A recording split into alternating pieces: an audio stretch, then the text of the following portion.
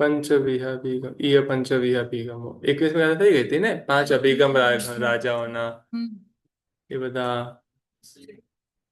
છત્ર તલવાર પાંચમું શું હતું? ચાલુ 21મી બાકી છે કદાચ ગુરુજી, 20 સુધી થઈ હતી. લાસ્ટ ક્લાસમાં આપણે નતું કર્યું કે તમારા બધાના અભિગમો ને બધું આપણું?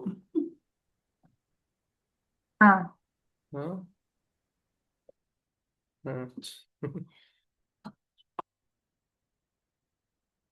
ગાથા મંડાવું છું ને એવરી ટાઈમ. હા 22મી ગાથા મંડાવું છું.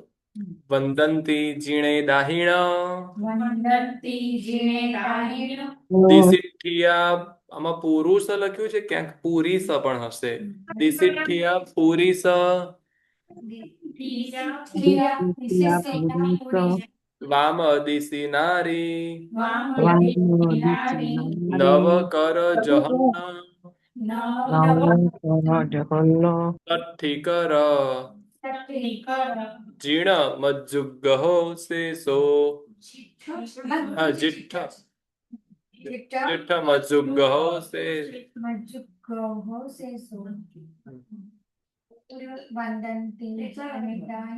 વંદંતી જીણે દાહિણ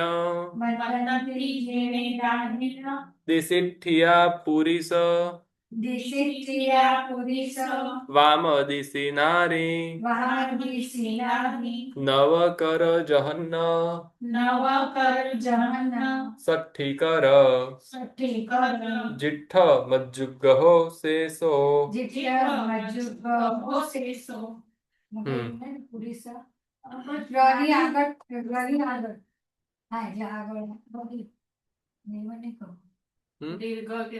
લેફ્ટ સાઈડ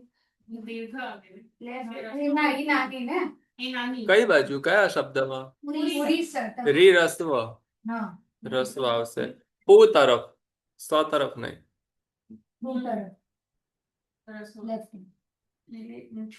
પ્રાકૃત ભાષામાં છે ને રસ્વનો ઉપયોગ વધારે હોય, મેજોરિટી. રસો એટલે લેફ્ટ સાઈડ બોલો એ પહેલા અક્ષર તરફ, પછીના અક્ષર તરફ નહીં. પહેલા અક્ષર તરફ એ નાનું કહેવાય. ગુરુજી આજે ને કાલે દોડો અને પ્રાકૃતનો વેબિનાર છે. પ્રાકૃત ભાષા છે તો શું છે એમાં? કોણ કરાવે? હા, ઇન્ડિયાથી છે કોઈ પ્રાકૃતના કોઈ પ્રોફેસર છે. 2 કલાકમાં પ્રાકૃત આવડી ના જાય. ના એટલે કદાચ બેઝિક એ ખાલી તમને ઇન્ટ્રોડક્શન કરાવે અને તમને પછી એમાં તમે કોર્સ કરો એવું તમને પ્રોત્સાહિત કરે. પ્રાકૃત કરવા માટે તમને સંસ્કૃત શીખવું પડે, ડાયરેક્ટ પ્રાકૃત ના શીખાય. સંસ્કૃત વગર પ્રાકૃત આવડે જ નહીં. બહુ બેઝિક સંસ્કૃત છે. વ્યાકરણ છે ને, જે સિદ્ધમ શબ્દાનુશાસનમ વ્યાકરણ, એના 8 અધ્યાય છે. એના 1 થી 7 અધ્યાય સંસ્કૃતના છે અને 8મો અધ્યાય પ્રાકૃતનો. અને એમાં પ્રાકૃતમાં નિયમો, સંસ્કૃતના આ નિયમોમાં આટલું ચેન્જ કરવું, એ રીતે જ પ્રાકૃત નિયમ આપ્યું છે. ના, અલગથી નથી આપ્યું. એટલે તમને સંસ્કૃત ખબર છે, તમે નિયમને ચેન્જ કરીને તમે પ્રાકૃત સમજશો. પછી ખાલી તમને શબ્દનો ઉપયોગ અને સીધું બોલતા શીખડાવી દે, એવી રીતે તમને બેઝિક રીતે તમને નોર્મલ સીધું કરાવે તો એવું થઈ શકે. એવું સંસ્કૃત પણ થઈ શકે, પ્રાકૃત પણ થઈ શકે. આપણે 21મી ગાથામાં જાણ્યા હતા કે 5 અભિગમ, એટલે કે રાજ ચિહ્ન જે 5 હોય છે, તલવાર, છત્ર, મોજડી, મુગટ અને ચામર, એ બહાર મૂકીને જવાનું. રાજ ચિહ્ન વાળો એવો જે કલગી વાળો જે મુગટ હોય, તાજ હોય છે, તે બહાર મૂકવાનો. એની અંદર પાછું જે પોતે પાઘડી ટાઈપનું જે પહેરવામાં આવતું એ પહેરેલું હોય એ પહેરી રાખવાનું. એમ ખુલ્લા મસ્તકે પ્રભુ પાસે નહીં જવાનું. હવે પ્રભુ પાસે નહીં જવાનું, આ બધી વાત કરી, પ્રભુ પાસે જવાની વિધિ વાત સમજાવી, કઈ રીતે નહીં જવાનું, કઈ રીતે જવાનું. પણ ગયા પછી શું કરવાનું? તો કે વંદન કરવાનું. તો વંદન કેવી રીતે કરવાનું? તો કે જીણે વંદનથી, જીણેશ્વર ભગવાનને વંદન કરતી વખતે પુરુષ દાહિણ દિશી, પુરુષોએ પરમાત્માની દાહિણ દિશી એટલે કે જમણી તરફ, દક્ષિણ તરફ, દક્ષિણ એટલે કે જમણું. દક્ષિણાવર્ત શંખ હોય એટલે જમણા તરફ ખોલતો હોય, એટલે દક્ષિણ એટલે કે જમણું. દાહિણ એટલે કે દક્ષિણ એટલે કે પુરુષોએ દાહિને દિશી ઠિયા એટલે કે સ્થિર રહેવું, અને નારી વામ દિશી ઠિયા, ઠિયા બે બાજુ લેવાનું. નારીઓએ વામ વામ વામ એટલે કે ડાબી બાજુ, વામ આંખ ફરકે એવું બધું ક્યાંક તમે વાંચ્યું હોય. વામ કુક્ષી. એટલે લેફ્ટ સાઈડ સુવા કે હા એટલે નારીઓ હોય, જે કોઈ પણ નારીઓ હોય, એના ડાબી બાજુ. હા, એટલે એમાં પછી એમાં જો ગર્લ્સ લખે કે છોકરીઓ લખે કે લેડીઝ લખે, આવું કઈ લખે તો કન્ફ્યુઝન થઈ જાય ને પાછું, કે વાંધો આ તો છોકરીઓ જ કીધું, મોટાઓને નથી કીધું, એવું બધું થાય, બહુ બધું કન્ફ્યુઝન આવે ને. હા, વુમેન લખે, એટલે નારી શબ્દ વાપર્યો છે એમાં બધા આવી જશે ને. તો એમણે પરમાત્માની ડાબી તરફ ઉભા રહીને વંદન કરવાનું. અને કેટલા ડિસ્ટન્સ પર રહેવાનું, તો કે જહન નવ કર, જહન એટલે જગન્ય, જગન્યથી 9 કર. મિનિમમ કેટલું ડિસ્ટન્સ હોવું જોઈએ, કે 9 હાથનું, કર એટલે કે હાથ, 9 હાથનું ડિસ્ટન્સ મિનિમમ હોવું જોઈએ. અને જીઠ્ઠ અને ઉત્કૃષ્ટ કેટલું, 60 કર. તો એનાથી વધારે ના હોવું જોઈએ. હા, 60 હાથથી વધારે દૂર ન જાવ. 9 હાથ, એક હાથ એટલે કે 1.5 ફૂટ, 9 હાથ એટલે કે 13.5 ફૂટ, 13.5 ફીટ ડિસ્ટન્સ. એટલે લગભગ તમારો બેડરૂમ હોય, એવરેજ એની લંબાઈ 12-13 ફૂટની હોય. એટલે અત્યારે આમ અંદાજ નહીં, આપણે જે તે તીર્થમાં જઈએ છીએ તો એ તો અલગ થઈ જશે. ના થાય. જો એટલે નોર્મલી તમે તમારા ભગવાન તમારી વચ્ચે અંતર કેટલું હોવું જોઈએ, તો વચ્ચે આખો રૂમ આવી જાય, બેડરૂમ આવી જાય, એની જે સાઈઝ હોય એવરેજ 12 ફૂટ જેવો, 13 ફૂટનો સાઈઝનો હોય, તો એટલું અંતર વચ્ચે હોવું જોઈએ, એટલે કે 13.5 ફૂટનું અંતર મિનિમમ વચ્ચે હોવું જોઈએ. અને મેક્સિમમ 60 હાથ, 60 હાથ એટલે 90 ફૂટ. તો 90 ફૂટથી વધારે દૂર ન રહેવાય. 90 ફૂટ એટલે કેટલું થાય, તો કે વચ્ચે 7 બેડરૂમ આવી જાય એટલું અંતર. એટલે શત્રુંજયમાં બધા આપણે જો આદેશ્વર દાદાના ગભારાની હજુ બહાર બધા બેસીને જ્યાં સ્નાત્ર કરે છે, ત્યાંથી ઘણા ચૈત્ય. હા, તો 7 બેડરૂમ થી વધારે દૂર ન થયું. હા, એટલે એટલું ના થાય. હા, બોલ.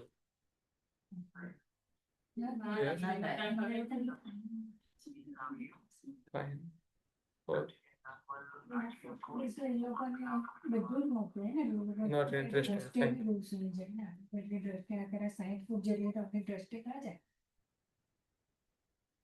એટલે 90 ફૂટ, 60 ફૂટ નહીં, 90 ફૂટ 60 હાથ. તો એટલી જરા દ્રષ્ટિ આપણી એથી વધારે પણ નહીં, પ્રોપર દ્રષ્ટિ ના જાય પાછી.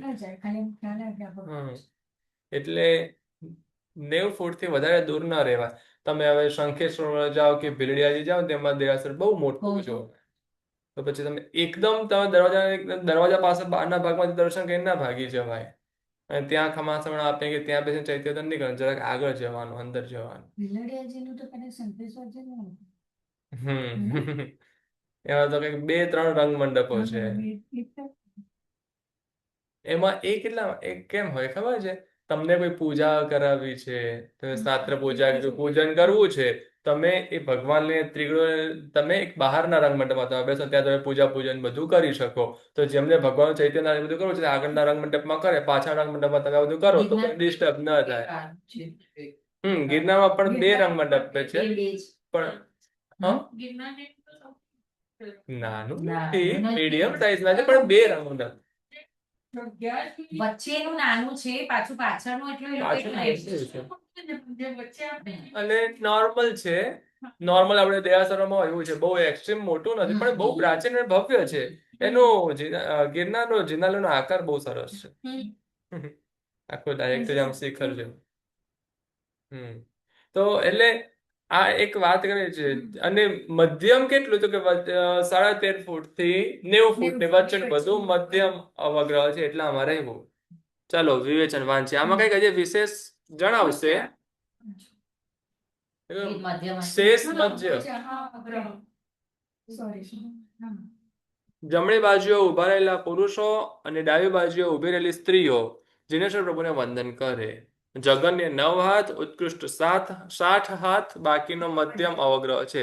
પુરુષોએ ભગવાનની જમણી બાજુ તથા સ્ત્રીઓ ભગવાનની ડાબી બાજુ રહી દર્શન વંદન પૂજા વગેરે કરવા જોઈએ. દેરાસર ઘણું નાનું હોય, જેમ કે નિશાબેનનું, તો 9 હાથથી પણ ન્યૂ નવગ્રહ રાખી શકાય છે. આ છે ને કે નિશાબેન એવું બ્રેકેટમાં લખ્યું છે, ઇનવિઝિબલ ઇંક છે. તે કારણથી જ બીજા આચાર્યોએ અડધો હાથ, 1 હાથ, 2, 3, 9, 10, 15, 17, 30, 40, 50, 60 હાથ એમ 12 પ્રકારના પણ અવગ્રહ કર્યા છે. 9 હાથ પહેલાના 1, 2, 3 અને અડધો હાથ પણ લઈ લે.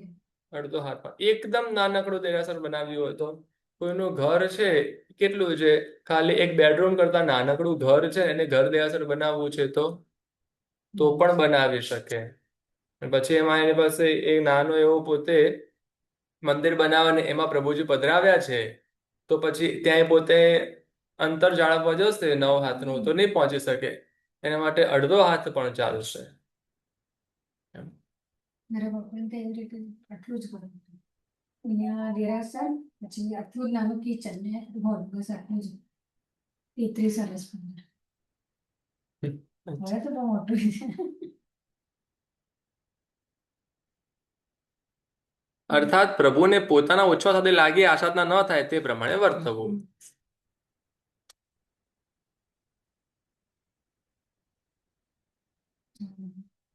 તો બાપુજી તો 23, 24. એટલે આશય શું છે તો કે પરમાત્માનો ઉચ્છ્વાસ સાથે ન લાગવા જોઈએ. પછી એમાં મર્યાદા જેટલી જાળવી શકાય એટલી રહેવું. એકદમ સાંકડી ગલીમાંથી રાજા જતા હોય તો સિપાહીએ કેટલા ડિસ્ટન્સ પર રહેવું, તો રાજાને એકદમ નજીક આવવું જ પડે, કારણ કે ગલી જ સાંકડી છે, તો રસ્તો જ નથી. પણ એ જ રાજમાર્ગ પરથી જતા હોય તો સિપાહી રાજાને એકદમ નજીક ના ચાલે, અને રાજાની મર્યાદા જાળવીને વ્યવસ્થિત અંતર પર રહેવું જોઈએ. તો તે તેની મર્યાદા છે, તે તેનો રાજા પ્રત્યેનો વિવેક છે. એમ પરમાત્મા જો રાજમહેલ જેવા જિનાલયમાં બિરાજમાન છે, તો પછી શ્રાવકોએ પરમાત્માથી અંતર પર રહેવું. એટલે જ પછી તેને ગભારાની પ્રથા ચાલે છે કે આપણે અમુક અંતર તો સ્વાભાવિક રીતે જાળવીએ. ગભારા અંદર જઈએ જ નહીં. ઘણા લોકો ભગવાન પાસે જાય ભગવાન ટચ ન કરો તો મુખોશ ના બાંધે કે મારે ક્યાં ટચ કરવું છે એવું કહે. પણ તમે ટચ નહીં કરો, તમારો હાથ નહીં લાગે, તમારું મોઢું તો એટલા જ ડિસ્ટન્સ પર છે ને. નજીક ઉભા રહે અને હાથ ન લગાવે તો મુખોશ ના બાંધે, એવું ન ચાલે. તમે 3 હાથથી વધારે નજીક જાઓ તો મુખોશ બાંધવાનું જ. તમારે સ્પર્શ ના કરવો હોય તો પણ. અને શ્વાસ કે હાથથી થોડો લાગે, એ તો એટલે પછી તમે હાથ લગાવો કે ન લગાવો, 3 હાથ 3.5 હાથથી તો ઉચ્છ્વાસ પછી લાગવાનું થઈ જાય. એટલા માટે ત્યારે મુખોશ બાંધવો. તો પછી ગુરુજી પૂજા ન કરવાની હોય અને પ્રદક્ષિણા આપે તો એ નજીકથી જ આપીએ ને, તો પછી અંતરથી આપવાની, થોડેક દૂરથી આપવાની. નજીકથી પૂજાના વસ્ત્ર નથી, તમારે પૂજા નથી કરવાની તો નજીકથી પ્રદક્ષિણા નહીં આપવાની. તમને ખબર છે, તમે સાક્ષાત પરમાત્મા પાસે જાઓ ને, ધારો કે સિમંદર સ્વામી ભગવાન પાસે તમે ગયા, તે પરમાત્માને તમે પ્રદક્ષિણા દો છો, તો મુખોશ બાંધવો જરૂરી ખરો? સિમંદર સ્વામી ક્યાં છતમાં? હજી તો સંસારમાં છે. શું થયું? ના પણ ગુરુજી એમનો તો આસન જ એટલું મોટું ના હોય તો. કેટલું મોટું હોય ના? કેમ આસન મોટું ના હોય, 500 એવું ના હોય. હા, યાદ રાખજો. આ તો કાલે સવારે તમારે જવાનું થાય તો સાક્ષાત તીર્થંકર પરમાત્મા હોય તો તેમની અંગ પૂજા તો થાય નહીં, પણ અગ્ર પૂજા કરતી વખતે પણ મુખકોશ બાંધવાનું. સાક્ષાત પ્રભુજી હોય. હા, ધૂપ પૂજા આદિ ત્યાં તમે મર્યાદામાં જે તમે ઘઉંલી વગેરે બધું કરો, તો તમે પરમાત્માને પ્રદક્ષિણા દો ને, તો ત્યારે પણ મુખકોશ બાંધીને પ્રદક્ષિણા દેવાની.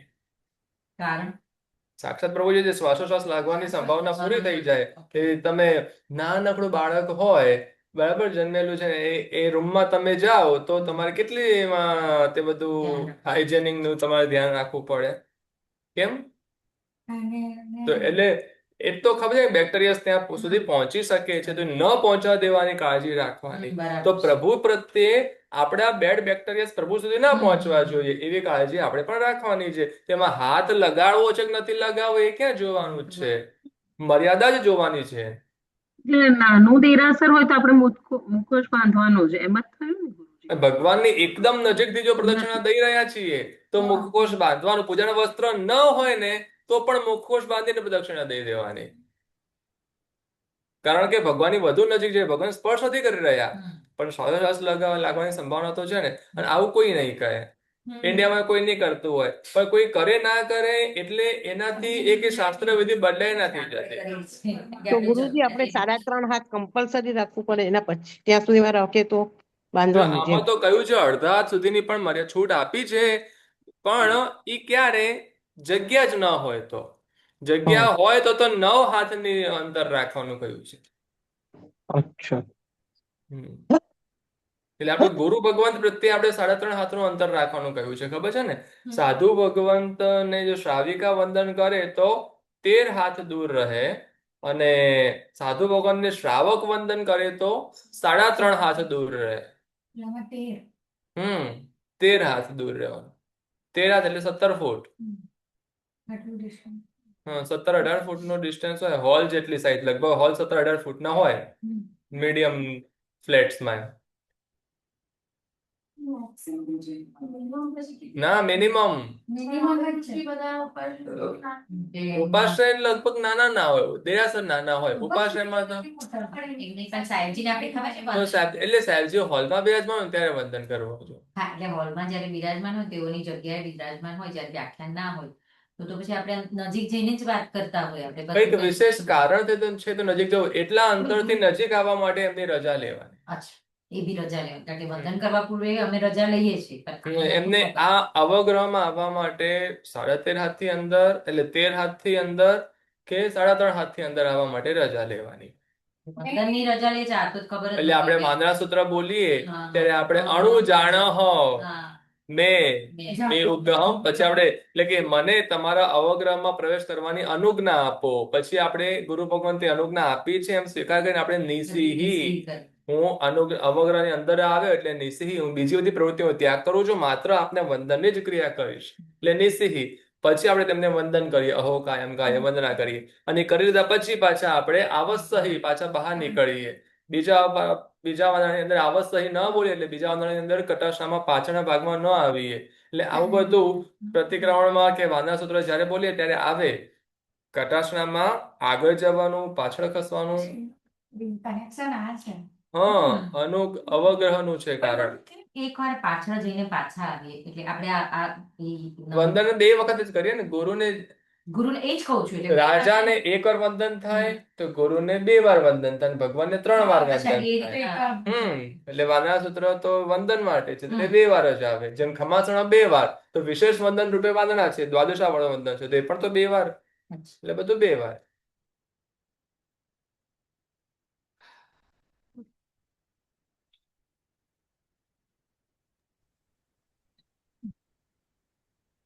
આવું બેવાનું છે ને. એક બીજું મને બહુ ફની એક વાત યાદ આવે. હું છે સૌથી પહેલા ઉમરા પાઠશાળા ભણવા જતો સુરતમાં. ત્યાં આગળ છે ને છોકરાઓને રોજ સાંજે પ્રભાવના હોય પાઠશાળા પછી, તો ત્યાં એક બેન સંભાળતા, કપિલાબેન. તો ત્યાં 4 ગુરુજી હતા. એક ટીચર હતા અને 3 ગુરુજી હતા. 3 જણા ભણાવતા, કે પાઠશાળા મોટી હતી અને બહુ બધા છોકરાઓ હતા. તો જે પ્રભાવના છોકરાઓને આપે ને ગુરુજીને 2 આપે. આવું સ્કૂલમાં બી હતું. બર્થડેમાં ટીચરને 2 ચોકલેટ આપવાની, બધાને એક આપે. અમુક પેન્સિલ આપે, ગુરુજીને 2 પેન્સિલ આપે. ગુરુજી 1 પેન્સિલ ના વાપરતા હોય, 2 પેન્સિલ શું કરે? 1 પેન્સિલ વર્ષે પૂરી ના થતી હોય તો ગુરુજીને 2 આપે. 2 વસ્તુ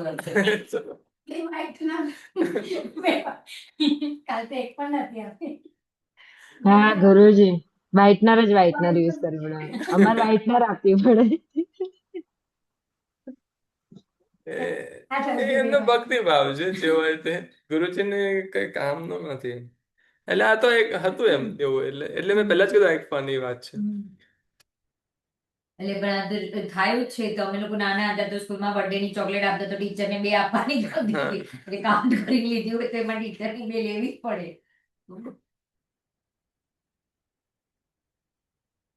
ચાલો 23મી ગાથા જોઈશું હવે. ચૈત્ય વંદના. ચૈત્યવંદન પણ પરમાત્માને 3 પ્રકારે ચૈત્યવંદન કરીએ, જગન્ય, મધ્યમ અને ઉત્કૃષ્ટ. કયા ચૈત્યવંદનને જગન્ય કહેવાય, કયા મધ્યમ કહેવાય, ઉત્કૃષ્ટ કહેવાય, જે આપણે આમાં આવશે. નમુકારેણ જહન્ના ચી વંદન મજ્જદંડ થુઈ જુઅલા પણદંડ થુઈ ચ ઉક્ક ગ થય પણિહાણે હિમ ઉક્કોસા. ફરીથી નમુકારેણ જહન્ના ચી વંદન મજ્જદંડ થુઈ જુઅલા પણદંડ થુઈ ચ ઉક્ક ગ થય પણિહાણે હિમ ઉક્કોસા. હવે નમુકારેણ જહન્ના ચી વંદન, નમસ્કાર વડે જગન્ય ચૈત્ય વંદન. ચી વંદન એટલે કે ચૈત્ય વંદન. નમસ્કાર. હવે એના વિવેચનમાં આપણે જોઈશું. પછી મજ્જ દંડ થોઈ જુઅલા. મજ્જ એટલે કે મધ્યમ. મધ્યમ ચૈત્ય વંદન કોને કહેવાય? દંડ અને થોઈ થી યુગલ. દંડક અને થોય એ બંને મળીને એટલે કે થોઈ જુઓલા એટલે કે થોયનો યુગલ. યુગલ એટલે કે બે. હા, એટલે કે બે થોયના જોડા વડે મધ્યમ ચૈત્ય વંદના થાય છે. એટલે ખાલી એક જ દંડક બોલીએ અને બે થોય બોલીએ. એક દંડક કયું? આપણે જોઈશું હમણાં વિવેચનમાં. સત્યમ કહી દઈશ, પછી વિવેચનમાં કઈ રહેશે નહીં. એટલે 5 સૂત્ર છે ને, 5 દંડક છે. આપણે આગળ મેં તમને કહ્યું જ હતું. સ્તવ આવે છે ને, બરાબર. તો મધ્યમાં એને મધ્યમ છે, જેમાં દંડક આવે અને બે થોય આવે તે મધ્યમ. અને પણ દંડ થોઈ ચૌક ગ. 5 દંડક આવે અને 4 થોય આવે અને સ્તવ આવે અને પ્રણિધાન આવે. બધું જ આવે. સ્તવ આવે, પણિહાણ આવે, પણદંડ આવે અને થોય આવે. એટલે કે 4 થોય, 5 દંડક, સ્તવન અને પ્રણિધાન. એના વડે ઉક્કોસા. એટલે કે જહન્ના, મજ્જ અને ઉક્કોસા. જહન્નાની પહેલા અને પછી લખેલા શબ્દોથી જહન્ના શબ્દો છે. એ જગન્ય ચૈત્ય વંદન છે. પછી એક દંડક અને બે થોય. બે થોય એટલે કે બે જોડી. એ આમાં વિશેષ આમાં બતાવશે જ વિવેચનમાં. આમાં પાછું થોડુંક છે, અત્યારના ચાલતા પરંપરા પ્રમાણમાં ને આમાં કરેલી વિધિ પ્રમાણે થોડુંક હજી અલગ પણ છે. પછી એટલે કે નમુકરણ જહન્ના ચી વંદન એટલે જગન્ય ચૈત્ય વંદનનો શબ્દ છે. પછી મજ્જદંડ થુઈ જુઓલા એ આખું મધ્યમ ચૈત્ય વંદન છે. અને જે નીચેની લાઈન છે પણદંડ થુઈ ચૌક ગ થયો પણિહાણે મુક્કોસા, એ આખું ઉત્કૃષ્ટ ચૈત્ય વંદના માટે કહ્યું છે. એટલે એમ 3 પ્રકારે ચૈત્ય વંદન છે. ગાથાર્થ વાંચીએ. નમસ્કાર વડે જગન્ય, દંડક અને સ્તુતિ યુગલ વડે મધ્યમ, 5 દંડક, 4 સ્તુતિ, સ્તવન અને પ્રણિધાનો વડે, પ્રણિધાન પાછું એક વાર નહીં, રિપીટ બનાવે, એટલે એના વડે ઉત્કૃષ્ટ ચૈત્ય વંદના થાય છે. વિશેષાર્થ જોઈએ. એ નમસ્કાર વડે એટલે કે માત્ર અંજલિબદ્ધ પ્રણામ વડે, નમો જણામ ઇત્યાદિ એક પદ રૂપે નમસ્કાર વડે, એક શ્લોક વડે, 108 સુધીના ઘણા શ્લોકો વડે, 108 થી વધુ નહીં બોલવાનું, પછી 108 સુધી વડે, અને એક નમૂત્તણમ રૂપ નમસ્કાર વડે, એમ 5 રીતે જગન્ય ચૈત્ય વંદના થાય છે. જગન્ય ચૈત્ય વંદનને 5 રીત બતાવે. તમે ખાલી નમો જણામ બોલશો તો એ પણ જગન્ય ચૈત્ય વંદન. તમે 3 ખમાસમણા અર્યંત ચૈયાણમ અન્નથ થોય, તેમાં એક જ સ્તવ આવ્યો, ચૈત્ય સ્તવ આવ્યો. અર્યંત ચૈયાણમ ચૈત્ય સ્તવ છે, એક દંડક થયું અને થોય, તો એ પણ જગન્ય ચૈત્ય વંદન. પછી એવી રીતે તમે ઘણી બધી સ્તુતિ બોલ્યા તો એ પણ જગન્ય ચૈત્ય વંદન. પણ એમાં નમુત્થણમ એડ કર્યું તો પણ એ એક નમુત્થણમ એડ કર્યું ખાલી, અને તમે આખું ચૈત્ય વંદના કરી તો એ પણ જગન્ય ચૈત્ય વંદના કહી છે. એટલે એમાં પછી નમુત્થણમને સ્તવ દંડક તરીકે ગણ્યું છે અને ચૈત્ય અર્યંત ચૈયાણમને નથી ગણ્યું. હજી આ વાંચે આમાં છે ને બહુ બધું વિધ. અત્યારે મેં તમને પહેલા જ કહ્યું ને કે અત્યારે આપણે ચાલતી પરંપરા અને આમાં આપેલી રીત અલગ અલગ છે. આ કરાવીને અમને ચાલતી પરંપરાનું બી હા, સમજાવો. આમાં એ આવી જ બધા જશે. વખતે એ પણ આના વિવેચનમાં આવશે જ. આનું વિવેચન જરાક લાંબુ છે એટલે જ. તથા દંડક એટલે કે નમૂથોણમ દંડક તે કહેવા સાથે મુખ્યપણે અર્યંત ચેણમ કે જે 5 દંડકમાંનો ચૈત્યસ્થ દંડક છે તે અને અન્નથ કહી એક નૌકાનો કૌશક કરી પાયા પછી કહેવાતી એક થોય એ બેના યુગલથી મધ્યમ ચૈત્યવંદના થાય છે. પહેલા શું કહ્યું કે તમે અર્યંત ચેણમ નહીં પણ નમૂથુણમ બોલવાનું. તો નમૂથુણમ બોલીએ એટલે કે સ્તુતિ બોલ્યા, નમૂથુણમ બોલ્યા અને બસ એટલું જ બોલ્યા તો તે જગન્ય ચૈત્ય વંદના. તો એવું તો આપણે ક્યારેય કરતા જ નથી. કરીએ છીએ ના. હવે આનો તમને આન્સર આપું. આપણે સ્નાતક પૂજા કરીએ ને તેમાં ચૈત્ય વંદન આવે. તો ચૈત્ય વંદનમાં આપણે 3 પ્રદક્ષિણા દઈએ, 3 ખમાસવણા દઈએ. એના પછી પણ બેસીએ ત્યારે ખમાસવણા નથી દેતા. સીધા ચૈત્ય વંદન કરો, ઈચ્છામ કઈ ચૈત્ય વંદન જગત ચિંતામણી જંકી છે નમૂથુણમ. એમાં સ્તવન વગેરે કાંઈ નહીં, સીધું જય વિરાય સુધી બોલી લઈએ. પછી આગળનું નથી બોલતા. તેમાં ખાલી તેમાં ખાલી નમૂથુણમ જ મુખ્ય આવ્યું. એમાં જો કે એમાં પ્રણિધાન સૂત્ર છે પણ મુખ્યતા નમૂથુણમની જ આવી. તો તે જગન્ય ચૈત્યવંદન ગણેલું છે. એવી રીતે એટલે આવું જગન્ય ચૈત્યવંદન આપણે કરતા નથી. ખાલી એક સ્નાતક પૂજામાં એક આપણે કરીએ છીએ, બીજે ક્યાંય કરતા નથી. પરંતુ એ વ્યવહાર નથી, પણ એને જગન્ય ચૈત્યવંદન કહેલું છે. પછી જે અર્યંત ચેણમ કહીએ છીએ એમાં એક નૌકાનો કૌશક એક થોય બોલીએ. તો આમાં જે અર્યંત ચેણમ અને થોય એ બંનેને યુગલ ગણ્યું છે. અને એવી રીતે નમૂથણમ ને પાછું દંડક ગણ્યું છે. એટલે નમૂથણમ દંડક આમ તો ચૈત્યસ્થ એટલે અર્યંત ચેણમ પણ દંડક થાય, પણ તેને યુગલમાં ગણ્યું અને એક થોય ને લીધી. એવી રીતે ગણીને પણ પાછું એને મધ્યમ કહેલું છે. અથવા કઈ પાછું બીજું જોલા પદ દંડ અને થુઈ એ બંનેની સાથે જોડવાથી એ અર્થ એ થાય કે 2 દંડક અને 2 થોય વડે મધ્યમ ચૈત્યવંદના થાય છે. એટલે 2 દંડક અને 2 થોય. તો જો બે દંડક લઈએ તો ત્યારે શક્રસ્તવ અને ચૈત્યસ્તવ એટલે કે નમૂથુણમ અર્યંત છે બંને દંડક, એ બંને દંડક થયા. અને અધ્રુવ તથા ધ્રુવ એ 2 સ્તુતિઓ જાણવી.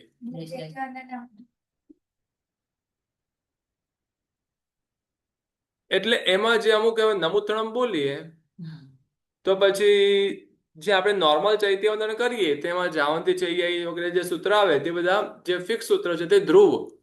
અને જેમાં થોય બોલીએ છીએ એ ચેન્જ થાય છે, તે અધ્રુવ. એવી રીતે તેને પાછું બીજી રીતે પણ તેને ચૈત્યવંદના કહે છે. ના, આમાં આપે જ છે અંદર. આપી જ રહ્યા છે, આપણે જોઈ લઈએ. તેમાં પહેલી ભિન્ન ભિન્ન તીર્થંકર અથવા ચૈત્ય સંબંધની સ્તુતિ એટલે અલગ અલગ દેરાસરની કે અલગ અલગ તિથિની કે અલગ અલગ પર્વની કે પછી ભગવાનની કે જે કંઈ પણ હોય તે તીર્થ વગેરેની, તો તે અધ્રુવ સ્તુતિ. ત્યાર પછી લોગસ્થ ઉજ્જવકર ઇત્યાદિ 24 નામની સ્તવનાના ઉચ્ચારવાળી ધ્રુવ સ્તુતિ. લોગસ્થ પણ ધ્રુવ સ્તુતિમાં કહ્યું છે. પેલું જાવંતી છે એ પણ ધ્રુવ સ્તુતિમાં આવે, પણ એટલે જેમાં જે ફિક્સ છે 24 પરમાત્માને વંદના છે અથવા સર્વ ભગવાનને વંદના છે તે જ ધ્રુવ સ્તુતિ. આ પ્રમાણે 2 દંડક અને 2 સ્તુતિ વડે મધ્યમ ચૈત્ય વંદના જાણવી. ફરીથી ક્લિયર કરો ને તે થતું. આ ચાલતી પરંપરા નથી, એટલે આપણને અત્યારની પરંપરા સાથે આપણે જો મેચ કરશું તો એમાં મુશ્કેલ જ થવાનું છે. આમાં શું કહ્યું કે આપણે એક તો લોગસ્થમાં લોગસ સૂત્ર એટલે ધ્રુવ, અને એ સિવાય જે આપણે ચૈત્યવંદન બોલીએ સૂત્ર, પછી થોય બોલીએ, સ્તવન બોલીએ, એ બધું અધ્રુવ થયું. જે બધું આપણે બધું ચેન્જ કરીએ એ બધું અધ્રુવ. અને લોગસ સૂત્રને ધ્રુવ કહ્યું છે. એવી રીતે ધ્રુવ અને અધ્રુવ એમ 2 પ્રકારનું ગણવાનું. એટલે કે એમ 2 દંડક અને 2 સ્તુતિ તેના વડે મધ્યમ ચૈત્યવંદના જાણવી. પરંતુ પહેલી થોય પછી એક લોગસ બોલવાનો પ્રકાર હાલ પ્રચલિત જણાતો નથી. ખાલી લોગસ ના બોલીએ, લોગસ બોલીને પછી પાછું આપણે બીજું આપણે સફળ કરીએ. પણ અહીંયા કયું શું કહી રહ્યા છે તો લોગસ. હવે આમાં લોગસ તો કયું, પણ વિધિ પાછી કઈ? તો થોય બોલ્યા પછી લોગસ તો બોલવાનું એવું આમાં કહ્યું છે. પણ આવી વિધિ અત્યારે જોવા મળતી નથી. લોગસ આપણે બોલતા નથી. અર્યંત ચેણમમાં ક્યાં લોગસ બોલીએ? અથવા ચૈત્યવંદન કરીએ અને ઈર્યવયમ ન કરીએ તો ક્યાં લોગસ્થ બોલીએ? ઇરિયાવયમ એ અલગ થઈ ગયું. લોગસ્થ તો ચૈત્ય વંદના શરૂ થાય, 3 ખમાસણ આપીએ ત્યારથી ચૈત્ય વંદના શરૂ થાય એમાં આવે. તો એમાં લોગસ્થ ક્યાં આવવો જોઈએ? તો કે એમાં અર્યંત ચેણમ એક નૌકાનો કૌશક અને પછી થોય ને પછી લોગસ્થ આવવો જોઈએ. પણ એ લોગસ્થ પરંપરા અત્યારે જણાતી નથી. એટલે એ જે લોગસ્થ છે એ પણ સમજાતું નથી. તેની જગ્યાએ આપણે અત્યારે સમજણ માટે ખાલી તમને જાણતું છે સૂત્ર જેવું કંઈક લઈ લઈએ તો એટલું કે પણ લગભગ આ પરંપરા જો કે છે જ નહીં, તો ખાલી આપણે એક માન્યતા માટે કરીને છે. અથવા એટલે કે આવી રીતે મધ્યમ અને જઘન્ય કહેલું છે. જો કે આ બધું અત્યારે ચાલતી પરંપરામાં કઈ મેચ થતું નથી. અથવા દંડ એટલે કે નમુથણમ, અર્યંત ચેણમ, લોગસ્થ, પુખરવર્તી અને સિદ્ધાંત બુદ્ધાંત 5 મળીને એક દંડક. શક્ર સ્થવ, ચૈત્ય સ્થવ, નામ સ્થવ, શ્રુત સ્થવ અને સિદ્ધ સ્થવ, 5 સ્થવ છે. બરાબર? આ પાંચે એક વખત બોલી એટલે એક દંડક થાય. આવું ક્યારે આવે? તો કે 4 થોયના જોડા વાળું બોલીએ ને ત્યારે આવે. બરાબર ને? તથા સિદ્ધાંતની સંજ્ઞા પ્રમાણે 4 થોયના એક જોડામાં 2 ભાગ છે. પહેલી 3 સ્તુતિઓનો સમૂહ એક વંદના સ્તુતિ કહેલી છે અને દેવોના સ્મરણરૂપ ચોથી થોય તે અનુશાસ્તી સ્તુતિ કહેવાય છે. એટલે આપણે ચોથી જો પુરુષ હોય ને ચોથી થોય પહેલા ફરીથી નમોરથ બોલે. પહેલી થોયની પહેલા નમોરથ બોલવાનું, પછી બીજા અને ત્રીજામાં નમોરથ નહીં બોલવાનું, ચોથી થોયની પહેલા પાછું ફરીથી બોલવાનું. એટલે અનુશાસ્ત્ર એટલે શું? તો પાછળથી ઉમેરેલી એક આપણા શ્વેતાંબર પરંપરાની અંદર એક 3 થોય સંપ્રદાય છે જે ચોથી થોય નથી બોલતા. કેમ નથી બોલતા? દેવ દેવીઓના સ્મરણ રૂપે તે છે, તો દેવોની એ સ્મરણ વાળી એ થોય બોલવાની જરૂર નથી તેવું કહે છે. પ્રતિક્રમણની અંદર જે કંઈ પણ દેવ રિલેટેડ જે કંઈ પણ હોય તે બોલતા નથી. અને જે 4 થોય વિધિ જે છે એની અંદર એ દેવો રિલેટેડ જે કંઈ પણ બોલવાનું આવતું એની પહેલા નમોરથ પાછું અલગથી ફિશેસથી આવે. નમોરથ તો જે સૂત્ર હવે જ્યાં કે વિધિ શરૂ થતી હોય ને ત્યારે નમોરથ આવે. પહેલી થોયમાં નમોરથ આવે, ચોથી થોયમાં કેમ ફરીથી બોલવાનું? કારણ કે આ અલગ છે એ સૂચવવા માટે નમોરથ બોલતા હોઈએ છીએ. તો એટલે એ જે ચોથી અનુશાસ્ત્રી સ્તુતિ ગઈ છે, એમ વંદના અને અનુશાસ્ત્રી સ્તુતિ એમ બેનું યુગલ તે થોઈ જુઅલ એ પ્રમાણે પાછો એનો અર્થ થઈ શકે. આ પ્રમાણે 4 થોયના જોડાવાળું ચૈત્યવંદન તે મધ્યમ ચૈત્યવંદન ગણાય છે. એટલે કે એમાં આપણે આખું 4 થોયનો જોડો એકવાર આવે તો તે મધ્યમ ચૈત્યવંદન કહ્યું છે. એમાં પાછા આગળ તો એવું કહ્યું કે 4 થોયના જોડા 2 વાર આવે. જો ગાથાર્થમાં શું કહ્યું? 4 સ્તુતિ સ્તવન અને પ્રણિધાનો વડે મધ્યમ 5 દંડક, 4 સ્તુતિ સ્તવન અને પ્રણિધાનો વડે ઉત્કૃષ્ટ ચૈત્યવંદના થાય છે. એની ઉપરની સ્તુતિ યુગલ પ્રણિધાન ફણિયાણીમ એટલે 3 પ્રણિધાન સૂત્ર વડે. એટલે 3 જયવીરાય આવે ને જ્યારે 8 થોય દેવ આંદો 8 આવે ને એ જ લખ્યું છે. 8 થોયનું કરે તો 3 વાર આવે. 8 થોયનો કરે તો 3 વાર આવે, 4 થોયનો કરો તો 2 વાર આવે. 4 થોયનું કરે તો એક જ વાર આવે બેન. પહેલા આપણે કરીએ એક વાર અડધું નહીં જ્યારે 4 થોયનું કરીએ ને ત્યારે ગુરુજી અમે એવી રીતે કરીએ, અમને એવી રીતે કીધું. આપણે ચૈત્યના નમુથણ સુધી થાય, પછી અરે ઉભા થઈને આવીએ છીએ, 4 પછી બેસીને પછી પાછું ફરીથી નમુથણ. નમુથણ 2 વાર આવે, પણ જયવિરાય એક જ વાર આવે. એક જ વાર આવે આંટીમાં. એક 4 જય એમાં ન આવે. જ્યારે 4 થોયનું કરીએ ખાલી આપણે તો 8 થોયનું કરીએ છીએ. જ્યારે આપણે મને ઉતાવળ ક્યારે હું 4 થોયનું કરતી હોઉં ને ત્યારે આવી રીતે કરવાનું. એટલે આ વિધિ મેં પૂછી હતી કારણ કે આપણને મને તો ખબર નહોતી કે આવી રીતે જ્યારે કરવી હોય તો. એટલે આ રીતે 3 રીતે મધ્યમ ચૈત્યવંદના કહેલી છે. તો ઉત્કૃષ્ટ કયું આવશે? એના પછી ઉત્કૃષ્ટ આવશે.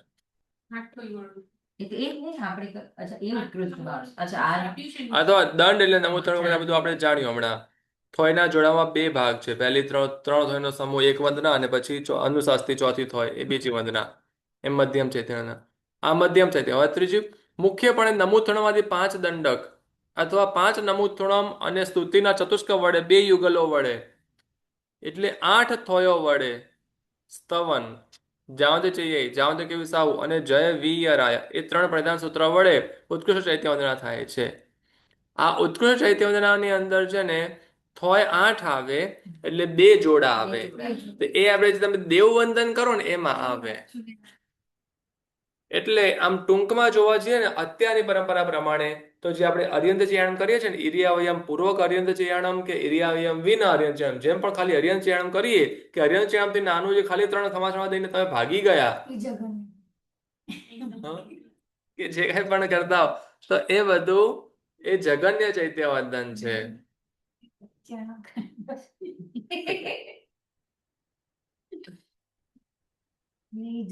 એ ઉતાવળ તો છોકરાઓની જોવા જેવી હોય.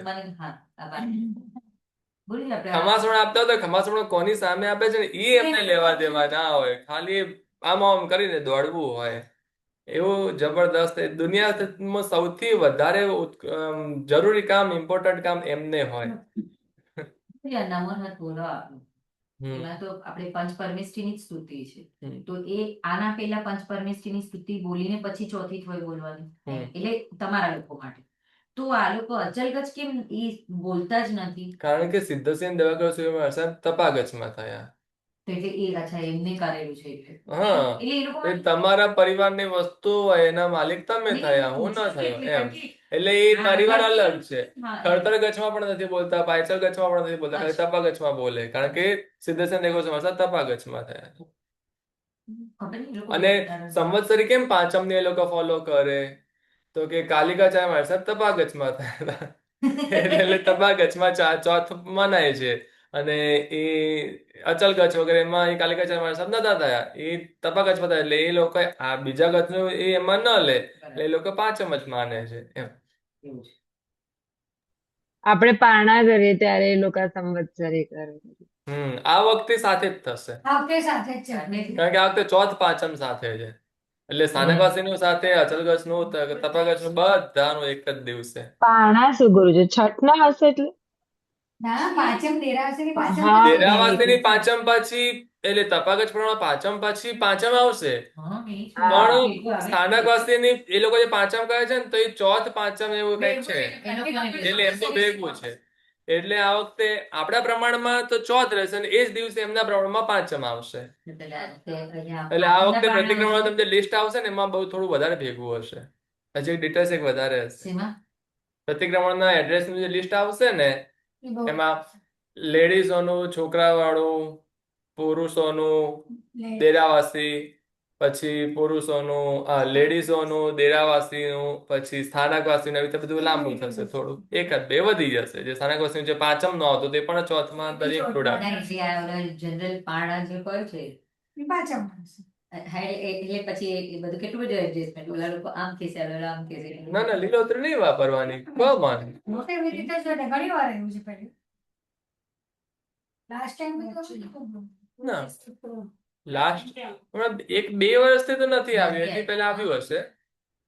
એક વખત આવ્યું તો ખરું વચ્ચે, કેમ કે મેં લીલોતરીનું મને કહ્યું હતું ત્યારે મેં ગિરીશભાઈને કીધું હતું, અને નથી એટલે કીધું કે લીલોતરી નહીં આવ્યું, થશે આટલું, તો ક્યાં થશે. એટલે એક વખત એવું થયું તો ખરું, પણ હમણાં 2 વર્ષમાં નથી થયું, કેમ કે 2-3 વર્ષે એકવાર કોમન આવી જાય. અને હવે તો કંઈક બીજું બી થયું ને, સ્થાનકવાસી માણસા બહુ બધા અમુક ભેગા થઈને મેજોરિટી તિથિ સાથે આવે છે. બહુ રેર કેસમાં 2 મહિને એકાદ અલગ આવે છે, 1-2 અલગ આવે, 14 જ અલગ આવે. મેજોરિટી ટાઈમ મેં હમણાં 14 સેમ જ હતી, એટલે હવે કંઈક છે ને, 14 આખી દેરાવાસીઓની સાથે થવા માટે કરીને એ લોકોએ કોમન ડિસાઈડ કર્યું. એ લોકોની બહુ ઓછી તિથિ અલગ આવે છે, અને અમે બધા ફોલો કે હમણાં મેં એપ્રિલ 27 સુધીનું આખું ચાર્ટ બનાવ્યું પર્વતિથિઓનું, બધી જ પર્વતિથિઓનું. તેમાં બીજ પાંચમ આઠમ નો કોઈ ચેન્જ નથી, પણ 14 નું છે, 7-8 છે. હા, એ કહું ને, એટલે એ બહુ ઓછી થઈ ગઈ એમ. પહેલા તો બધી બહુ ડબલ આવતી હતી, હવે બહુ ઓછી થઈ ગઈ. મુખ્યપણે નમૂથણવાદી 5 દંડક અથવા 5 નમૂથુણમ અને સ્તુતિના ચતુષ્ક વડે, એટલે કે 2 યુગલો વડે. 5 નમૂથુણમ 5 ક્યાંથી આવ્યા? હું ઈ ગણું, મનમાં ઈ જ ગણું, 3 આવે છે. તમે 8 ફળ બોલો તો 3 આવે. અમે 8 બોલીએ છીએ એટલે તો 3 આવે છે. બીજું કઈ લઈ, એટલે કે 8 થયો વડે સ્તવન, જાતે જઈએ, જાતે કહ્યું સાહુ, અને જય વિરાય 3 પ્રધાન સૂત્ર વડે. જય વિરાય પાછા 3 5 દંડક છે ગુરુજી. નમુત્થાણમ આદિ 5 દંડક છે. અથવા 5 નમુત્થાણમ નમુત્થાણમ અને સ્તુતિના ચક્ર. હવે પાછા 5 આવ્યું ને. આવી જ લાઈન વાત છે ગુરુજી, બરાબર? એવું કેવું ચાલ્યું? એ રીતે ઉત્કૃષ્ટ ચૈત્ય થાય. પૌષધ વગેરે દેવવંદનમાં આ ચૈત્ય વંદના થાય છે.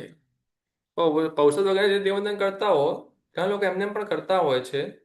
કોઈક હોય આરાધક, ઉત્તમ આરાધક, ભાઈ આ બાજુ બેઠા છે, સ્થાપનાજી ઘરેથી લઈ આવ્યા છે. તો પણ 5 નમૂત્રણ અત્યારે વિધિ પ્રમાણે પણ આપણે નથી કરતા, 3 જ આવે છે. ગુરુજી, ચૈતન્ય ને વિધિ 5 ભરત, એરાવત, માગધી ક્ષેત્ર બધા અલગ અલગ હોઈ શકે. હું આજ તમને જવાબ આપવા જઈ રહ્યો હતો કે ક્ષેત્ર વાઇઝ તો ફરક પડે, કાળ વાઇઝ પણ ફરક પડે. સમયાંતરે આ વિધિઓમાં પણ પરિવર્તન આવ્યા કરે. કે આ બધી તો પછીથી બનેલી છે. જોઈએ આજે આટલા બધા પ્રકારની પૂજાઓ અને આટલા બધા પ્રકારના પૂજનો જે હોય છે, તો આજથી 100 વર્ષ પહેલા કેટલા પૂજનો હતા? તો કે 25-30 પૂજનો હતા. આજે 125 થી વધારે છે. અને તે બધા બનાવ્યા તો માણસે જ બનાવ્યા ને. હા, આઈ મીન શ્રાવકો તો નથી બનાવ્યા. શાશ્વત નું હોય ને. શાશ્વત ખાલી સિદ્ધચક્ર પૂજન છે. શાશ્વત નથી. શાશ્વત ખાલી શાંતિ સ્નાત્ર એક જ છે. કારણ કે સિદ્ધચક્ર પૂજન કીધું શાશ્વત છે, નથી આવતો ઓલામાં. સિદ્ધચક્ર એમાં શું છે કે પૂજન શાશ્વત નથી. સિદ્ધચક્રના અધિષ્ઠાયક દેવ શાશ્વત છે, પણ એ છે ને ગૃહસ્થો અને શ્રાવકોના વર્ગમાં એ હતું જ નહીં. એ ખાલી સાધુ ભગવંતો જ એની આરાધના કરતા હતા. સિદ્ધચક્ર યંત્ર છે, એનું પૂજનનું આપણે જે રીતે પૂજન કરીએ છીએ, આવું પૂજન તો તે પેલા મુનિ સુંદર સુરતસિંહ મહારાજ સાહેબે શ્રીપાલ રાજકુમારને આપ્યું હતું ને, ત્યારથી જ એ આપણા પાસે આવ્યું. બાકી આપણી પાસે હતું જ નહીં. એટલે શાશ્વત નથી. શાશ્વતો એટલે યંત્ર શાશ્વત કહી શકાય, પણ આપણા એ આવે નહીં આપણી પાસે, શ્રાવક વર્ગ પાસે આવે નહીં. એ કોઈ એવા વિશેષ પ્રસંગથી, કોઈ વિશેષ નિમિત્તથી ગુરુ ભગવતને યોગ્ય લાગે તો આપવા જેવું લાગે તો આપે, બાકી ના પણ આપે. એટલે બધે શિક્ષક જે હોય એવું જરૂરી. હા, એવું જરૂરી પણ પણ ગુરુજી પૂજન એના પાસથી જે કરેલું એક મિનિટ, છે જી બોલ. પૂજન કરતા પૂજાનું મહત્વ વધારે એવું મેં સાંભળેલું છે. એવું હોય? મહેનત પૂજનમાં વધારે છે. મહેનત ભલે પૂજનમાં વધારે છે, પણ એવું છે કે પૂજા એકચ્યુઅલી પૂજનની અંદર છે ને દેવી દેવતા આદિ બધાનું પણ મંત્ર વગેરે બધા બહુ વધારે આવે. પૂજનમાં મેજોરિટી મંત્રો જ હોય, અને પૂજાની અંદર ભક્તિના બધા શબ્દો હોય. પૂજાની અંદર મંત્રો ના હોય. પૂજાની અંદર ખાલી ભગવાન જ હોય, ભગવાનની જ ભક્તિ હોય, અને પૂજનની અંદર દેવી દેવતાઓનું પણ હોય. એટલે બંને પર્પઝ અલગ છે, બંને વિધિ ટોટલી ડિફરન્ટ છે. નવપદ પૂજાની અંદર પરમાત્માની ભક્તિ સ્વરૂપે નવપદનું આલેખન સ્વરૂપે માંડલું હોય, બાકી કોઈ પૂજામાં માંડલાઓ પણ ન હોય. જ્યારે પૂજનમાં માંડલા અવશ્યથી હોય. એમાં પાછા દેવી દેવતાઓના પૂજન હોય તો એ માંડલાની અંદર બીજ મંત્ર પણ આલેખવાનો હોય માંડલામાં, એવા પ્રકારનું હોય. એટલે થોડુંક અલગ, ટોટલી વસ્તુ ડિફરન્ટ છે બંને. પણ હવે પૂજાઓની પણ વાત કરીએ તો સ્નાત્ર પૂજા આજથી 125 વર્ષ પહેલા રચાઈ. એ પેલા સ્નાત્ર પૂજા હતી નહીં, તો 250-300 વર્ષ પહેલા શું હતું? ત્યારે પૂજાની વિધિ જ અલગ હતી. ત્યાં લોકો આ રીતે પૂજા જ નતા કરતા. હવે અંગ્રેજો આવ્યા એ સમયે પૂજાઓ કેવી રીતે થતી હશે? ત્યારે પૂજાની રીત અલગ હોતી હતી. એ રીતે ચૈત્યવંદનની રીત પણ અલગ હોય. તે સૂત્રો આ હોય, પણ સૂત્રોનો ઉપયોગ અલગ અલગ પ્રકારે કરતા હોય એમ.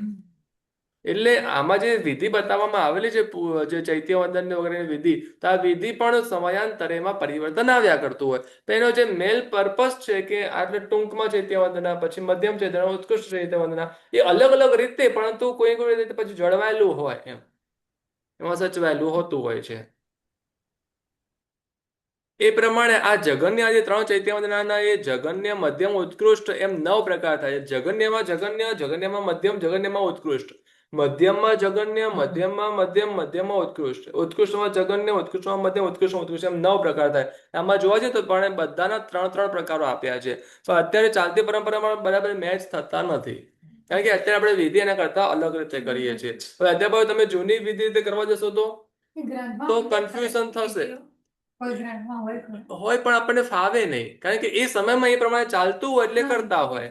હવે અહીંયા પણ તમે અત્યારે ખાલી અ, પેલું તમે દિલ્હી તરફ જાઓ અને ત્યાં જે આત્મારામજી મહારાજ સાહેબ કૃત જે સ્નાતક પૂજા છે ત્યાં એ સ્નાતક પૂજા વધારે ભણાવાય. યુપીમાં, દિલ્હીમાં, પંજાબમાં, પંજાબ પ્રદેશમાં ખાસ કરીને એ સ્નાતક પૂજા તમે ઉભા રહેશો ને તમને અલગ જ લાગશે. દેરાસર में नो पंखा पंखा चलता હા એ એસી હોય. કચ્છની બી એ લોકોની આ લોકોની અલગ છે સ્નાતક પૂજા એ પણ અલગ છે. તમે કચ્છમાં જાઓ તો ત્યાં અચલ કચ્છનું પ્રમાણ વધારે, ત્યાં આગળ તમને સ્નાતક પૂજા અલગ પ્રકારની લાગે. છે જીરાવલા પ્રાર્થનાનું કાંદિવલીમાં તે અચલ કચ્છના એ લોકોનું ઓલામાં એ લોકો જ કરેલું છે. તો એ ત્યાં તો સ્નાતક પૂજા ને બધું એ લોકો જ કરતા હોય ને એટલે એ લોકોનું વર્ડિંગ બી આપણા જેવું હોય પણ થોડાક વર્ડિંગ બધા અલગ અલગ આવે છે. થોડાક અચલ કચ્છમાં હા એ 2-4 વર્ષ જરાક જ આવે હા. એટલે પણ એટલે થોડુંક અલગ લાગે તમને, એવું ત્યાં તમને તમારું કમ્ફર્ટ થોડુંક એમાં મિસમેચ થશે. તમને લાગશે એમ તો બધું ખબર આવડે જ છે, આપણે આવી ટાઈપનું જ કરીએ છીએ, પણ કંઈક અલગ કરીએ છીએ એવું લાગશે. કંઈક ને તમે મેચ નહીં કરી શકો. એટલે એવી રીતે સમયાંતરે હવે એવું એમાં એ વિધિમાં એવું કે નથી કે શાસ્ત્ર વિરુદ્ધ કરી રહ્યા છે.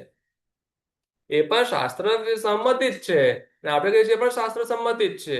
એટલે શાસ્ત્રથી વિરુદ્ધ નથી, પણ રીત અલગ અલગ થઈ જાય. એમ થોડુંક એમાં જેમ પેલું ઓપરેટિંગ સિસ્ટમ ચેન્જ થાય એનાથી કઈ લાંબો ફરક નથી પડતો. એન્ડ્રોઈડ થી એપલમાં ફોન કરો કે એપલ થી એન્ડ્રોઈડમાં ફોન કરો તો એ ફોન તો લાગે જ. એટલે આ પ્રાચીન કાળમાં પણ વિધિઓમાં ફરક હતો. એટલે અત્યારે તમે અહીંથી સીધા જો તમને કોઈ દૈવી સહાય મળે, તમે મહાદેવ ક્ષેત્રના ચિહ્નાલયમાં જાઓ તો તમને થોડુંક કન્ફ્યુઝન થાય. દેરાસરમાં ચૈત્યના વિધિ થોડીક અલગ હોય પણ કન્ફ્યુઝન હા તમે તમારી રીતે કરજો ને એ લોકો તમને તમારી રીતે કરતા દેખીને તમને એમ થોડું એવું લાગે તમે એ વિધિ કરશો તો પણ વાંધો નથી. એમ હવે શું તમને જો ક્લિયરિટી હોય તો યાદ થોડું હશે. ના ના લબ્ધિમાં લઈ જશું તો પછી તો હારે આવશે. આવું ના વિચાર, બધું લબ્ધિમાં સંગ્રહી રાખો. ગુરુજી આપે છે તેના માટે દૈવી સહાયથી જશો ને. દેવી સાહિત્ય અહીંયાથી પહોંચી જશું. ગુરુજી હાલ પ્રમાણે મધ્ય ચૈતવંદન એટલે કયું કહેવાય? તમે એટલે જગન્યા આપણે જે એક થોય વાળું જે ચૈત્યવંદન કરીએ છીએ ને, ઈરિયાવયમ કરીએ, ચૈત્યવંદન કરીએ, એમાં ઈરિયાવયમ છે ને ચૈત્યવંદનનો પાર્ટ નથી. પછી આલોચના રૂપે છે અને પછી 3 ખમાસણ આપીએ ત્યાંથી ચૈત્યવંદનની શરૂઆત થાય અને એક થોય બોલી અને ખમાસણ આપીએ ત્યાં સુધીનું મધ્યમ ચૈત્યવંદન કહેવું. પછી જે આપણે દેવવંદન કરીએ છીએ તેને ઉત્કૃષ્ટ ચૈત્યવંદન, અર્યંત ચેણમ કરીએ છીએ તેને જગન્ય ચૈત્યવંદન. એમ પણ તો અર્યન ચેણમ કર્યો ઘણા લોકો સાંજના એમ જ કરે કેવી રીતે, તો એમાં ઈરિયા વૈયા કરવા નેસેસિટી નથી. ઈરિયાવયમ અલગ વસ્તુ છે અને ચૈત્યવંદન અલગ વસ્તુ છે. તમે ઈરિયાવયમ કરો અને અર્યંત ચેણમ કરો તો પણ ચાલે. 3 ખમાસમણા દઈને તમે અર્યંત ચેણમ કરો એટલે 3 ખમાસમણા અને ચૈત્યવંદન કર્યું ઈચ્છમ સ્તવન સહિત તમે અર્યંત ચેણમ કરો એવી રીતે આખું ચૈત્યવંદન કરો ઈરિયાવયમ ના કરો તો પણ ચાલે અને ખાલી અર્યંત ચેણમ કરો તો પણ ચાલે. પણ ત્રણેયમાં અર્યંત ચેણમ કોમન આવ્યું. પછી અર્યંત ચેણમ સાથે તમે ઈરિયાવયમ પણ જોડી શકો. 3 ખમાસમણાથી ચૈત્યવંદન કરો ઈચ્છમથી ચૈત્યવંદન સ્તવન સહિતનું ચૈત્યવંદન અર્યંત ચેણમ સાથે જોડી શકો. ઈરિયાવયમ પણ તો કહું તો પછી એમ કે વર્ત ન ગણાય એટલે એ ચૈત્યવંદન નથી. ઈરિયાવયમ છે તે ચૈત્યવંદન નથી. પછી બોલે ને એક ચૈત્યવંદન પછી બોલે. હા તો આ લોકો કરે છે બરાબર છે પણ જયારે ના કરે તો બી એમ કઈ ઓલું નથી એમ. હજી અન્ય આચાર્યના મતે પાછા 3 ચૈત્યવંદનની હજી બધી વિધિ બતાવે છે. એ ટૂંકમાં છે પણ હજી જોઈ લઈએ. ઓકે હા હજી 12 નથી વાગ્યા, 2 મિનિટ છે. અંડે બિનતી ઈગેણમ સક્કત્થ એણમ જહન્ન વંદણયા તદ્દુગતિગેણ મજ્જા કોસા ચ ઉહિમ પંચહિમ વા અન્ને બિનતી ઈગેણમ સક્કત્થ એણમ જહન્ન વંદણયા તદ્દુગતિગેણ મજ્જા કોસા ચ ઉહિમ પંચહિમ વા અન્ય એટલે કે અન્ય આચાર્યો એવું કહે છે.